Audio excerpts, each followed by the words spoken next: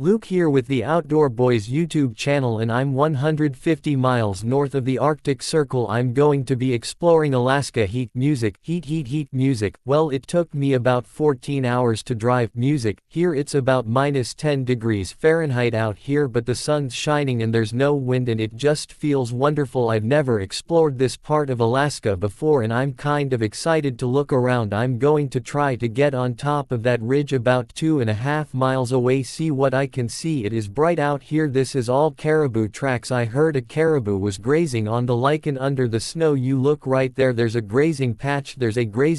Those tracks look kind of old, but I'm definitely going to keep an eye out for some caribou. I got my rifle with me. Oh man, tell you what, I'm starting to work up a sweat. Got to make sure to drink plenty of water before it freezes. Well, let's keep going. Oh, there's some fox tracks. Those are fresh tracks, less than 8 hours old. Yeah, take a little snack break. I got into some loose snow and it's hard going. The condition of the snow changes a lot depending on what side of these little hills you're on. One side could be hard packed and icy, the other side could be very deep, full of powdery snow. I'm trying to pick a path along the hard packed icy snow, but every once in a while I have to go in between two drifts and there's a whole bunch of boggy soft stuff in the bottom and it's a lot of work to get through. My skis are just sinking way down. I found this old caribou trail, so I'm just skiing over their tracks so I don't sink down as much. It's definitely helping. Well, I'm finally cresting the toe of this mountain and I can get a good view of the entire valley below me. I'm just going to poke my head over the edge and take a look with my binoculars. There's a hill on the other side of this valley and there's about 12 muskox on the top of that hill. It's really cool. You see tons of caribou tracks up here. I'm going to follow this trail, see where it leads. Normally the wind is howling here in the Arctic and so the wind will strip the snow off of one side of the hills and dump it on the other. You can see here how there's all this bare rock and grass sticking out. When it's a nice day like today, the animals like to be on the side of the hill with very little snow because they can graze easier and find the grass. So that's where I'm going to be looking. See how the snow's dug out around this rock. The wind hits the rock and it has to speed up to get around the rock and that scour the snow out. I think there's a fox right up there. There's a red fox right there. He's just sitting down and watching me. I've got him pinned in this little valley so he can't really go anywhere without coming past me, so he's probably just sitting and waiting to see what I could do. Alright, I think this is where we're going to build my shelter for the night. Nice little valley. Music. I'm curious how deep the snow is. It's going to be interesting. I was hoping for hard packed snow so I could build like an igloo type shelter, but instead I'm finding layers of corn snow. This is corn snow. It's just these big crystals. It's like sand. It just has no structural integrity. Sure, I got to just keep digging, see what's down here. Alright, I've dug down to the ground, so this is what we got. We got fluffy stuff down to about here and then this is pretty good right in here. Corn snow. Here it gets hard again. We got a big layer of garbage in the middle, big layer of garbage on top. Well, I'm not sure exactly how this is going to work out, but I don't have a tent in my pack, so I'm going to build a shelter one way or another. Going to try to cut as many blocks as we can. What the hell, my gloves are frozen and my fingers with them. Got to get my fingers working.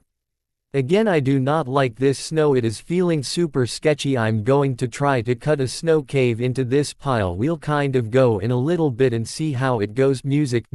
Well, there we go. Got it all cut out and it didn't collapse. Snow tends to firm up once you expose it to the air like this, so if it hasn't collapsed now it probably won't. Applause. Music. I'm a little gunshy about putting my sleeping pad straight on the ground. There's a lot of sticks and twigs poking up and if one of them stabs my sleeping pad, I'm going to be in trouble. I've had to repair this before. It's not bulletproof, but this emergency bivy works as a good little protector. I'm not working as hard as I was when I was digging and skiing. Starting to get a little bit cold. I think I'm going to put my coat on. It is so pretty. It is so deceptively pretty. I got this coat from a gentleman in Sweden who handmakes Inuit parkas from reindeer hide. It's my first trip trying it out, but so far I really like it. Alright, well, it's about 6 o'clock p.m. So I think it's time to make some dinner. This parka has a little flap in the back. You can sit down on the ice or snow and have a little insulation on your bump. Definitely take advantage of that. I got this liquid fuel stove I like to use in the winter time. Propane and butane tends to freeze in real cold temperatures and this thing can run off of kerosene or diesel or unleaded gasoline. Doesn't want to start. It's so cold. There we go. It's like that when it gets really cold. Even gasoline doesn't like to start. Oh, that feels good. Going to melt some snow. I need to melt about